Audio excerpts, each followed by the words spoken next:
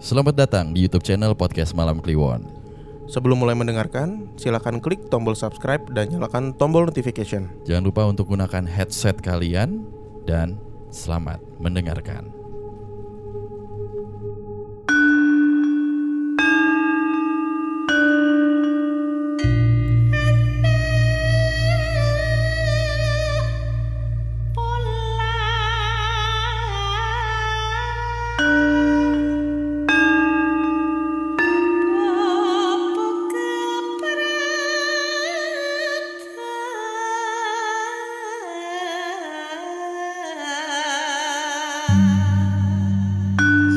Panggirawiti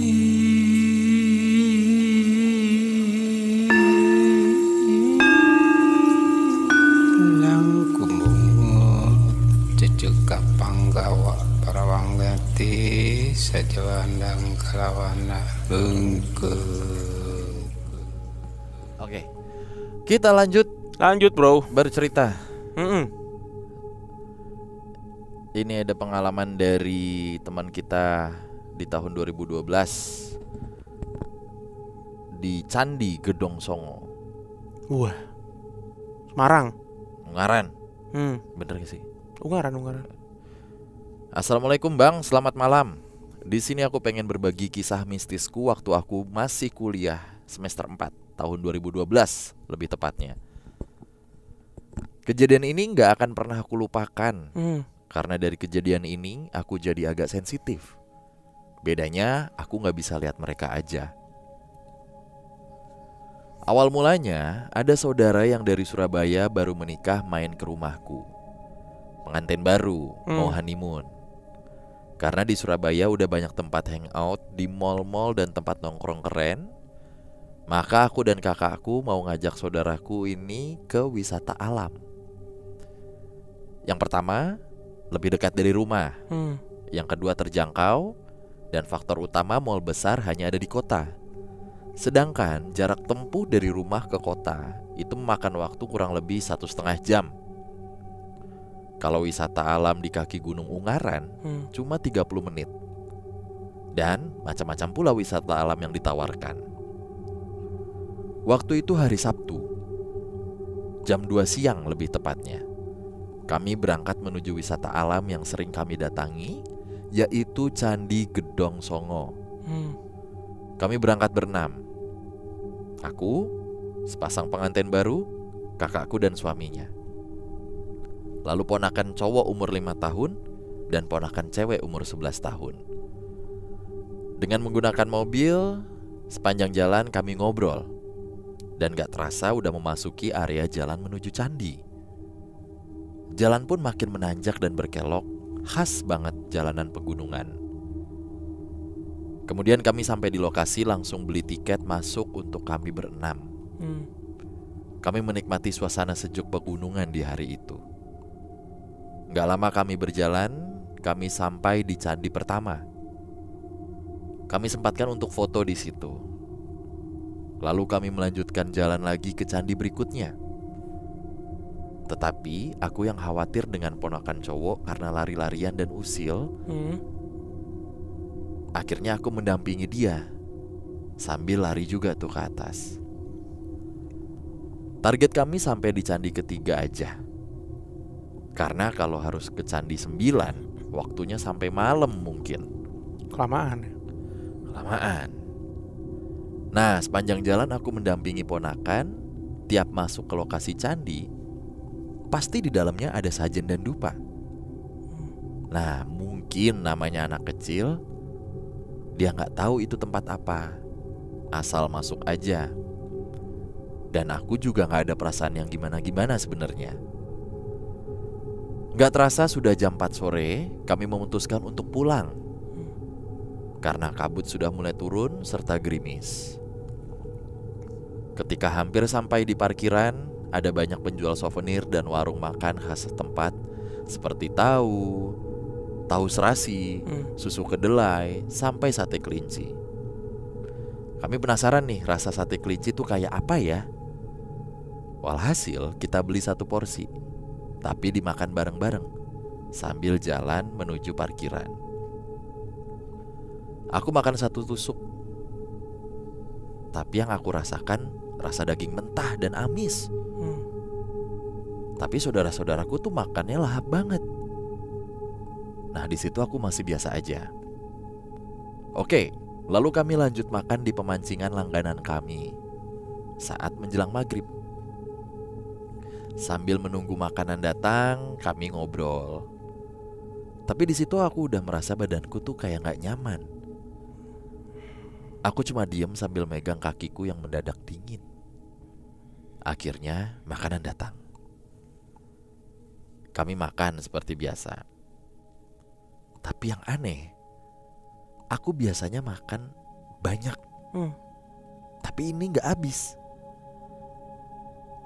Setelah azan maghrib berkumandang, aku lari ke kamar mandi, lalu memuntahkan semua yang aku makan barusan. Sambil nunggu mereka selesai makan, aku duduk sambil minum teh di pojok lesehan. Badanku langsung panas dan menggigil. Oke, merinding gue. Singkat cerita, kami sampai rumah setelah Isya. Aku langsung istirahat di kamar. 2 hari aku demam tinggi. Diperiksa ke dokter pun gak ngefek. Dan tiap maghrib aku rasanya gak napak tanah. Hari Senin aku harus berangkat kuliah karena ujian praktek pastry waktu itu. Wah, di kampus rasanya gak nyaman. Tiap duduk ngerasa ada yang deket, ada yang mendekat. Dan di jalan aku bawa sepeda motor pun rasanya kok ada yang ikut nih. Sampai akhirnya aku masuk rumah sakit karena malamnya aku kaget sampai kejang. Ini nih, di rumah sakit hawanya juga gak enak.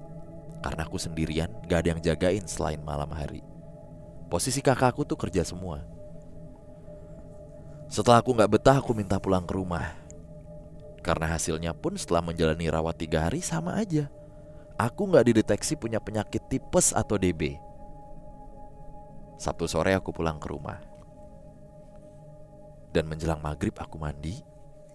Tiba-tiba waktu mengguyur kepala, rasanya aku ada yang ngejambak. Sampai hampir kayang aku. Untuk duduk normal pun gak bisa. Kadang kepala aku berat, bahu ngebungkuk, kaki bisa posisi kayak letter O, tangan miring separuh, dan badanku tuh untuk posisi duduk tegap atau berdiri pun gak bisa. Tiap aku menjerit, yang keluar adalah suara nenek-nenek. Ketawaku juga nenek-nenek. Aku sadar dan gak sadar. Kata yang nungguin aku, muka aku merah kayak kebakar dan aku melotot. Ada yang nanya nih ke aku, Niki sinten? Ini siapa? Tapi yang keluar dari mulut aku suara nenek. Dalam hati aku menjawab, ini aku Rini. Tapi yang ada itu suara orang lain yang jawab. Ngopo takon aku sopo? Kenapa tanya aku siapa? Aku balik nonang dhuwur. Iki bocahe wingi nendang sajenku.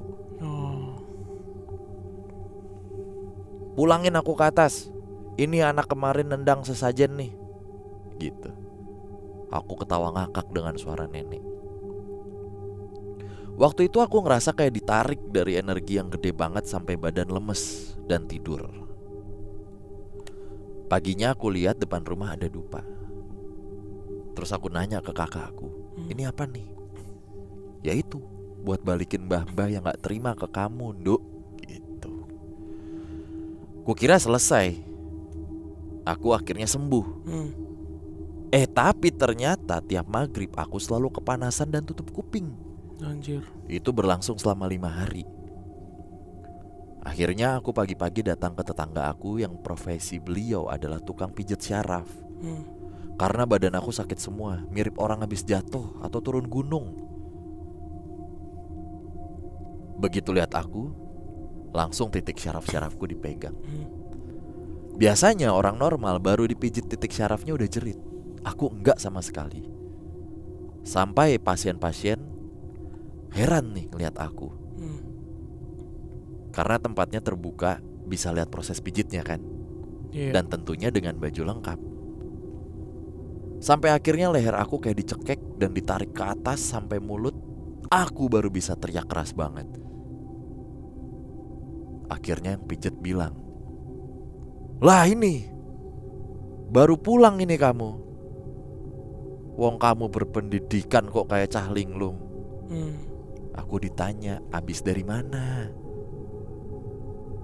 Aku cerita semuanya sampai akhirnya beliau bilang, "Itu tempat sucian, Duk. Sudah disucikan orang Hindu Bali sana. Ratunya datang ke situ kemarin. Kamu sembarangan masuk-masuk candi sampai naik-naik ya?" Aku mengiyakan. Dan karena aku gak tahu, akhirnya aku jadi gini. Alhamdulillah aku merasa lebih baik setelah itu. Tapi di sini aku menggarisbawahi kalau kita datang ke suatu tempat asing, kita jaga perilaku dan menghormati serta mentaati aturan yang ada. Karena kebodohan aku sendiri yang niatnya jagain ponakan biar gak jatuh, aku jadi ditempelin makhluk yang marah ke aku karena aku tanpa sadar menyentuh atau menendang barang tempat sakral tersebut. Percayalah, rasanya gak enak dan berat banget. Terima kasih Bang, dan semoga podcast Malam Kliwon selalu keren. Sehat-sehat ya semua. Wassalamualaikum. Amin. Waalaikumsalam warahmatullahi wabarakatuh. Ada beberapa yang mau gue garis bawahi. Apa bro? Analiror. Analisa horor. Enggak, salah. Analisis. Analiror. Analisis horor. Tadi gue ngomongnya apa? Bener, analiror. Oh iya. Apa tuh? Apa aja? Kasih nada kali ya. Apa? Yang pertama. Iya, dia jatuh deh. Ini panda buat nemenin buaya. Iya, buaya hijau. Oke, analiror. Ngomongin buaya hijau ya. Bentar nih gue kasih lihat. Goblok. Ini filter yang di ini nih Mas Seto. Wah. Beneran jadi buaya hijau. Gak boleh di-post sama Serem. bokap gue. Jangan bro. Jijik kamu. Iya jangan. Masa anak lu reptil? Yang pertama, sebenarnya memang sih ada beberapa tempat tertentu kalau kita nggak sengaja nendang atau apa ya kita jadi ketempelan. Tapi gue pernah nih dapat pengetahuan lah ya mungkin ya, atau pengalaman lah di saat yang kemarin tuh kita ke Bali. Ditendang sadadanya di motor Banten, baru ditaro belum semenit. Taro tep diar, wah telurnya pecah ya. Telurnya pecah, dupanya kemana-mana. Mbak maaf. Oh ya enggak apa-apa no. Iya. Kalau tidak sengaja mah tidak apa-apa. Tidak sengaja tidak apa-apa. Dan itu lu tahu nggak sih mbaknya? Lu sempet denger nggak sih mbaknya bilang apa? Enggak. Oh enggak ya, karena nggak ada ya, lu jauh. Gua belum ya. nyampe. Itu kita sibuk nyari celana gua Pak. Iya itu buat lu doang. Sampai malam. Ribet. Banten baru ditaro. Sek. Mbaknya ke dalam, Dwi mau keluar, diar. Ya Sampai panas kan gue pakai suara. Wah, dupanya kemana-mana. Wah, gue udah serem banget tuh, takut tuh. Tapi nggak apa-apa. Nah, gue ngomong ya ke mbaknya minta maaf. Yang pertama kata mbaknya itu, dia bilang nggak apa-apa karena nggak sengaja. Karena nggak sengaja. Yang kedua, mbaknya sempat bilang, ini berarti sudah dijauhkan Mas dari mara bahaya. Iya. Ada beberapa perspektif. Gak jadi nyerang ke Mas nih, maksudnya udah nih sebagai tanda gitu katanya. Udah Mas aman kok justru. Udah apa-apa ini sudah. Maksudnya gue gak tahu deh udah apa gitu ya. Tapi karena kan gak sengaja ya. Iya. Cuman mungkin yang si mbak ini mbak apa Mas tadi ya? Cewek ya. Cewek. Si mbak ini mungkin udah lah gak sengaja, masih begajulan gitu kali. Kalau gue kan langsung minta maaf tuh, ibarat kata ke yang naro atau ke apa ya. Kalau dia benar-benar nggak tahu gitu. Sampai bersemayam. Gue jadi ingat tetangga gue tuh yang berhari-hari kayak gitu. Kasian dah. Terus pas dia dijambak tadi gue sempat bingung. Yang nungguin aku, gue kira masih di rumah sakit. Tapi kan dia bilang udah pulang ya. Lagi mandi kan di rumah ya. Iya yang ini kali nemenin. Yang di rumah nemenin. Yang nemenin. Iya didiagnosa medis nggak ada sakit apa-apa. Iya. Sampai bengkok cuy, kayak stroke. Kayak stroke, iya nih kayak stroke nih bener. Anjir. Udah gitu 5 hari kan tiap dengar azan maghrib Iya. Ini tutup kuping bersemayam itu.